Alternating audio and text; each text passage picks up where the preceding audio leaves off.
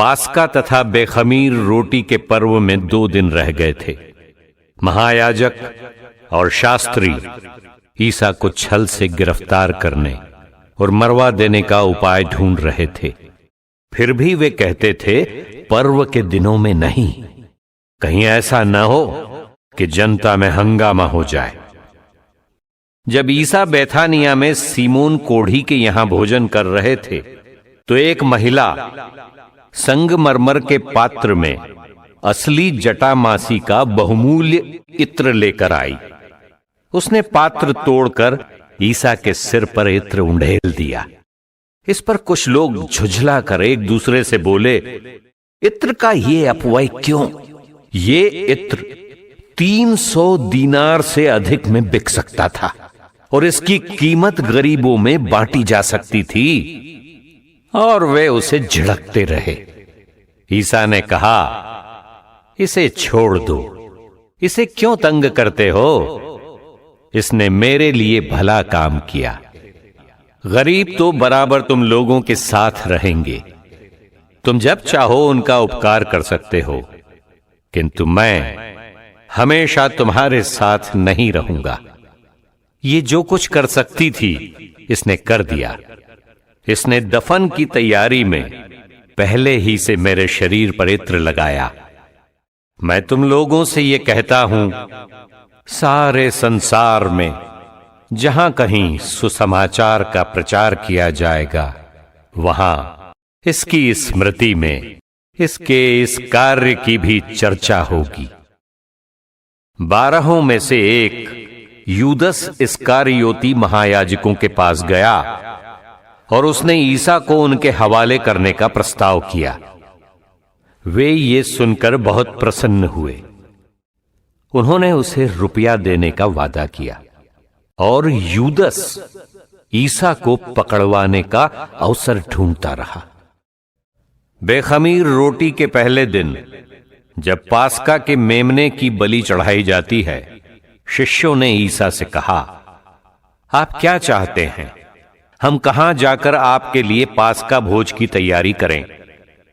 ईसा ने 2 शिष्यों को यह कहते हुए भेजा, शहर जाओ, तुम्हें पानी का घड़ा लिए एक पुरुष मिलेगा, उसके पीछे पीछे चलो और जिस घर में वो प्रवेश करे उस घर के स्वामी से ये कहो, गुरुवर कहते हैं, मेरे लिए अतिथिशाला कहां है जहां मैं अपने शिष्यों के साथ पास्का का भोजन करूं?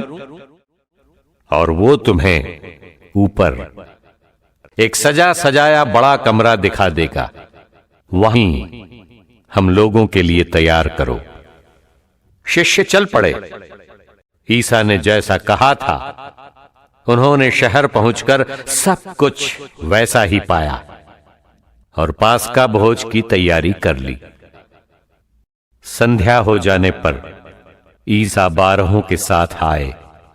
जब वे बैठकर भोजन कर रहे थे तो ईसा ने कहा, मैं तुम लोगों से ये कहता हूं, तुम में से ही एक जो मेरे साथ भोजन कर रहा है मुझे पकड़वा देगा।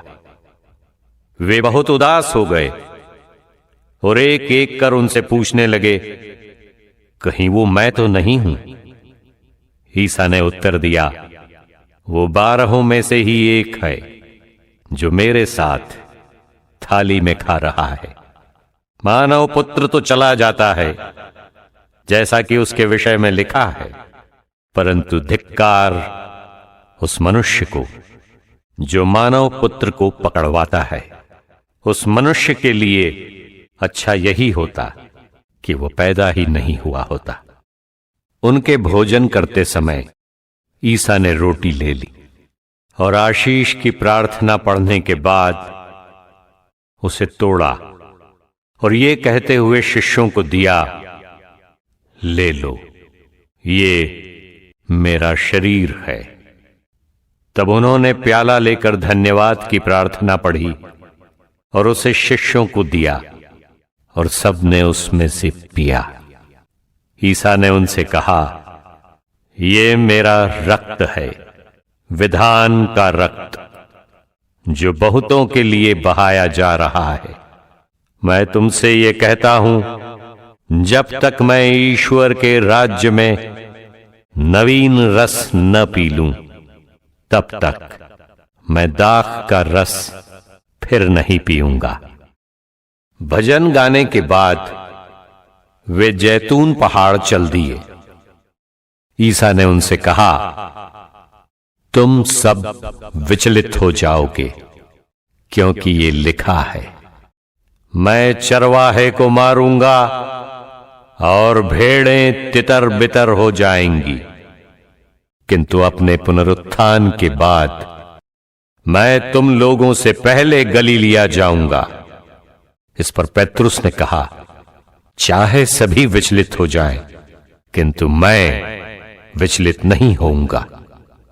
ईसा ने उत्तर दिया, मैं तुमसे ये कहता हूं, आज इसी रात को मुर्गे के 2 बार बांग देने से पहले ही तुम मुझे 3 बार अस्वीकार करोगे। किंतु वो और भी जोर से ये कहता जाता था, मुझे आपके साथ चाहे मरना ही क्यों ना पड़े, मैं आपको कभी अस्वीकार नहीं करूंगा। और सभी शिष्य यही कहते थे। वे गेत्सेमनी नामक बारी पहुंचे। ईसा ने अपने शिष्यों से कहा, तुम लोग यहां बैठे रहो, मैं तब तक प्रार्थना करूंगा। वे पेत्रुस, याकूब और योहन को अपने साथ ले गए। वे भयभीत तथा व्याकुल होने लगे और उनसे बोले, मेरी आत्मा इतनी उदास है कि मैं मरने को हूं। यहां ठहर जाओ और जागते रहो। वे कुछ आगे बढ़कर मुंह के बल गिर पड़े और ये प्रार्थना करते रहे कि यदि हो सके तो ये घड़ी उनसे टल जाए। उन्होंने कहा, अब्बा पिता, तेरे लिए सब कुछ संभव है, ये प्याला मुझसे हटा ले, फिर भी मेरी नहीं बल्कि तेरी ही इच्छा पूरी हो। तब वे अपने शिष्यों के पास गए और उन्हें सोया हुआ देखकर पेत्रुस से बोले, सीमोन, सोते हो? क्या तुम घंटे भर भी मेरे साथ नहीं जाग सके? जागते रहो और प्रार्थना करते रहो, जिससे तुम परीक्षा में न पड़ो। आत्मा तो तत्पर है, परंतु शरीर दुर्बल। और उन्होंने फिर जाकर उन्हीं शब्दों को दोहराते हुए प्रार्थना की। लौटने पर उन्होंने अपने शिष्यों को फिर सोया हुआ पाया, क्योंकि उनकी आंखें भारी थीं। वे नहीं जानते थे कि क्या उत्तर दें। ईसा जब तीसरी बार अपने शिष्यों के पास आए तो उन्होंने उनसे कहा, अब तक सो रहे हो? अब तक आराम कर रहे हो? बस वो घड़ी आ गई है। देखो, मानव पुत्र पापियों के हवाले कर दिया जाएगा। उठो, हम चलें। मेरा विश्वासघाती निकट आ गया है। ईसा ये कह ही रहे थे कि 12 में से एक यूदस आ गया। उसके साथ तलवारें और लाठियां लिए एक बड़ी भीड़ थी, जिसे महायाजकों, शास्त्रियों और नेताओं ने भेजा था। विश्वासघाती ने उन्हें यह कहते हुए संकेत दिया था, मैं जिसका चुंबन करूंगा वही है, उसी को पकड़ना और सावधानी से ले जाना। उसने सीधे ईसा के पास आकर कहा, गुरुवर, और उनका चुंबन किया। तब लोगों ने ईसा को पकड़कर गिरफ्तार कर लिया। इस पर ईसा के साथियों में एक ने अपनी तलवार खींच ली और प्रधान याजक के नौकर पर चलाकर उसका कान उड़ा दिया। ईसा ने भीड़ से कहा, क्या तुम लोग मुझे डाकू समझते हो? जो तलवारें और लाठियां लेकर मुझे पकड़ने आए हो, मैं तो प्रतिदिन तुम्हारे सामने मंदिर में शिक्षा दिया करता था, फिर भी तुमने मुझे गिरफ्तार नहीं किया। ये इसलिए हो रहा है कि धर्म ग्रंथ में जो लिखा है वो पूरा हो जाए। तब सभी शिष्य ईसा को छोड़कर भाग गए। एक युवक अपने नंगे बदन पर चादर ओढ़े ईसा के पीछे हो लिया। भीड़ ने उसे पकड़ लिया, किंतु वो चादर छोड़कर नंगा ही भाग गया। वे ईसा को प्रधान याजक के यहां ले गए। सभी महायाजक, नेता और शास्त्री इकट्ठे हो गए थे। पेत्रुस कुछ दूरी पर ईसा के पीछे पीछे चला। वो प्रधान याजक के महल पहुंचकर अंदर गया और नौकरों के साथ बैठा हुआ आग तापता रहा। महायाजक और सारी महासभा ईसा को मरवा डालने के उद्देश्य से उनके विरुद्ध गवाही खोज रही थी, परंतु वो मिली नहीं। बहुत से लोगों ने तो उनके विरुद्ध झूठी गवाही दी, किंतु उनके बयान मेल नहीं खाते थे। तब कुछ लोग उठ खड़े हो गए और उन्होंने ये कहते हुए उनके विरुद्ध झूठी गवाही दी, हमने इस व्यक्ति को ऐसा कहते सुना, मैं हाथ का बनाया हुआ ये मंदिर ढा दूंगा और 3 दिनों के अंदर एक दूसरा खड़ा करूंगा जो हाथ का बनाया हुआ नहीं होगा। किंतु इसके विषय में भी उनके बयान मेल नहीं खाते थे। तब प्रधान याजक ने सभा के बीच में खड़ा होकर ईसा से पूछा, ये लोग तुम्हारे विरुद्ध जो गवाही दे रहे हैं, क्या इसका कोई उत्तर तुम्हारे पास नहीं है? परंतु ईसा मौन रहे और उत्तर में एक शब्द भी नहीं बोले। इसके बाद प्रधान याजक ने ईसा से पूछा, क्या तुम मसीह परम स्तुत्य के पुत्र हो? ईसा ने उत्तर दिया, मैं वही हूं। आप लोग मानव पुत्र को सर्वशक्तिमान ईश्वर के दाहिने बैठा हुआ और आकाश के बादलों पर आता हुआ देखेंगे। इस पर महायाजक ने अपने वस्त्र फाड़कर कहा, अब हमें गवाहों की जरूरत ही क्या है? आप लोगों ने तो ईश निंदा सुनी है। आप लोगों का क्या विचार है? और सबका निर्णय यह हुआ कि ईसा प्राण दंड के योग्य है। तब कुछ लोग उन पर थूकने लगे और उनकी आंखों पर पट्टी बांधकर ये कहते हुए उन्हें घूंसे मारने लगे, यदि तू नबी है तो बता, तुझे किसने मारा? नौकर भी उन्हें थप्पड़ मारते थे। पेत्रुस उस समय नीचे प्रांगण में था। प्रधान याजक की एक नौकरानी ने पास आकर पेत्रुस को आग तापते हुए देखा और उस पर दृष्टि गड़ाकर कहा, तुम भी ईसा नाजरी के साथ थे? किंतु उसने अस्वीकार करते हुए कहा, मैं न तो जानता हूं और न समझता कि तुम क्या कह रही हो। इसके बाद पेत्रुस फाटक की ओर निकल गया और मुर्गे ने बांग दी। नौकरानी उसे देखकर पास खड़े लोगों से फिर कहने लगी, ये व्यक्ति उन्हीं लोगों में एक है। किंतु उसने फिर अस्वीकार किया। इसके थोड़ी देर बाद वहां खड़े हुए लोग बोले, निश्चय ही तुम उन्हीं लोगों में एक हो, तुम तो गलीली हो। इस पर पेत्रुस कोसने और शपथ खाकर कहने लगा कि तुम जिस मनुष्य की चर्चा कर रहे हो, मैं उसे जानता भी नहीं। ठीक उसी समय मुर्गे ने दूसरी बार बांग दी और पेत्रुस को ईसा का ये कहना याद आया, मुर्गे के 2 बार बांग देने से पहले ही तुम मुझे 3 बार अस्वीकार करोगे। और वो फूट फूट कर रोता रहा। दिन निकलते ही महायाजकों, नेताओं और शास्त्रियों अर्थात समस्त महासभा ने परामर्श किया। इसके बाद उन्होंने ईसा को बांधा और उन्हें ले जाकर पिलातुस के हवाले कर दिया। पिलातुस ने ईसा से यह पूछा, क्या तुम यहूदियों के राजा हो?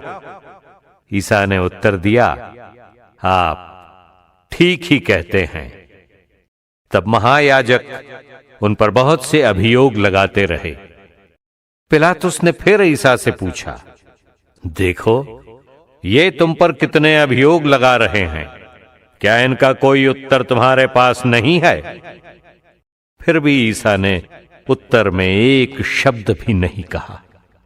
इस पर पिलातुस को बहुत आश्चर्य हुआ। पर्व के अवसर पर राज्यपाल लोगों की इच्छा अनुसार एक बंदी को रिहा किया करता था। उस समय बराब्बस नामक व्यक्ति बंदी गृह में था। वो उन विद्रोहियों के साथ गिरफ्तार हुआ था जिन्होंने राजद्रोह के समय हत्या की थी। जब भीड़ आकर राज्यपाल से निवेदन करने लगी कि आप जैसा करते आए हैं वैसा ही हमारे लिए करें, तो पिलातुस ने उनसे कहा, क्या तुम लोग चाहते हो कि मैं तुम्हारे लिए यहूदियों के राजा को रिहा करूं? वो जानता था कि महायाजकों ने ईर्ष्या से ईसा को पकड़वाया है, किंतु महायाजकों ने लोगों को उभाड़ा कि वे बराब्बस की ही रिहाई की मांग करें। पिलातुस ने फिर भीड़ से पूछा, तो मैं इस मनुष्य का क्या करूं जिसे तुम यहूदियों का राजा कहते हो? लोगों ने उत्तर दिया, इसे क्रूस दिया जाए। पिलातुस ने कहा, क्यों? इसने कौन सा अपराध किया? किंतु वे और भी जोर से चिल्ला उठे, इसे क्रूस दिया जाए। तब पिलातुस ने भीड़ की मांग पूरी करने का निश्चय किया। उसने उन लोगों के लिए बराब्बस को मुक्त किया और ईसा को कोड़े लगवाकर क्रूस पर चढ़ाने सैनिकों के हवाले कर दिया। इसके बाद सैनिकों ने ईसा को राज्यपाल के भवन के अंदर ले जाकर उनके पास सारी पलटन एकत्र कर ली। उन्होंने ईसा को लाल चौगा पहनाया और कांटों का मुकुट गूंथ कर उनके सिर पर रख दिया। तब वे ये कहते हुए उनका अभिवादन करने लगे, यहूदियों के राजा प्रणाम। वे उनके सिर पर सरकंडा मारते थे, उन पर थूकते और उनके सामने घुटने टेकते हुए उन्हें प्रणाम करते थे। उनका उपहास करने के बाद उन्होंने चौगा उतार कर उन्हें उनके निजी कपड़े पहना दिए। वे ईसा को क्रूस पर चढ़ाने के लिए शहर के बाहर ले चले। उन्होंने कुरेने निवासी सीमोन, सिकंदर और रूफुस के पिता को, जो खेत से लौट रहा था, ईसा का क्रूस उठाकर चलने के लिए बाध्य किया। वे ईसा को गोलगोथा अर्थात खोपड़ी की जगह ले गए। वहां लोग ईसा को गंधरस मिली अंगूरी पिलाना चाहते थे, किंतु उन्होंने उसे अस्वीकार किया। उन्होंने ईसा को क्रूस पर चढ़ाया और किसे क्या मिले इसके लिए चिट्ठी डालकर उनके कपड़े बांट लिए। जब उन्होंने ईसा को क्रूस पर चढ़ाया उस समय पहला पहर बीत चुका था। दोषपत्र इस प्रकार था, यहूदियों का राजा। ईसा के साथ ही उन्होंने 2 डाकुओं को क्रूस पर चढ़ाया, एक को उनके दाएं और दूसरे को उनके बाएं। इस प्रकार धर्म ग्रंथ का यह कथन पूरा हो गया। उसकी गिनती कुकर्मियों में हुई।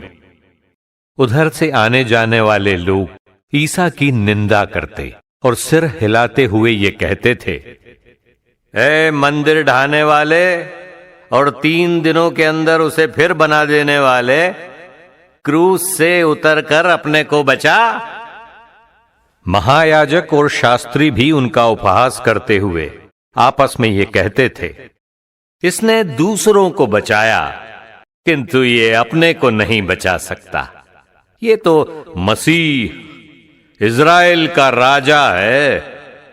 अब ये क्रूस से उतरे जिससे हम देखकर विश्वास करें। जो ईसा के साथ क्रूस पर चढ़ाए गए थे वे भी उनका उपहास करते थे। दोपहर से तीसरे पहर तक पूरे प्रदेश पर अंधेरा छाया रहा। तीसरे पहर ईसा ने ऊंचे स्वर से पुकारा, एलोई एलोई लामा सबखतानी। इसका अर्थ है, मेरे ईश्वर तूने मुझे क्यों त्याग दिया है। यह सुनकर पास खड़े लोगों में से कुछ ने कहा, देखो ये एलियस को बुला रहा है।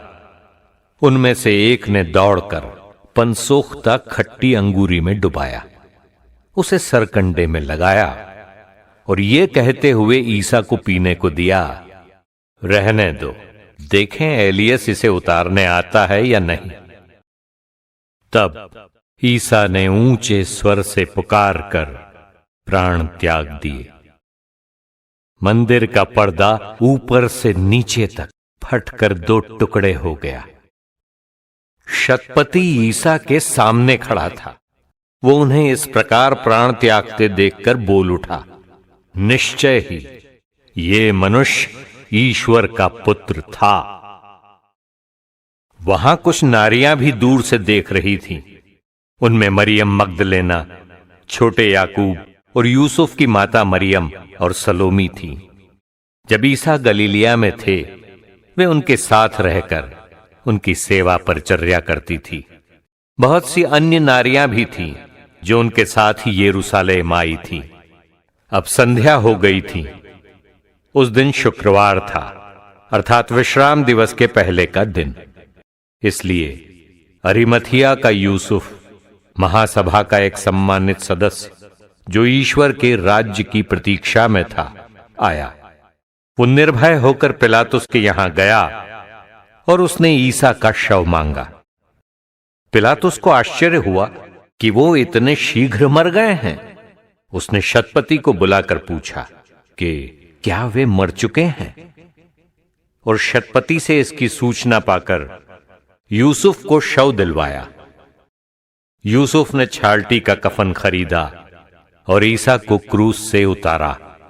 उसने उन्हें कफन में लपेटकर चट्टान में खोदी हुई कब्र में रख दिया और कब्र के द्वार पर एक पत्थर लुढ़का दिया। मरियम मगदलेना और यूसुफ की माता मरियम ये देख रही थीं कि ईसा कहां रखे गए हैं।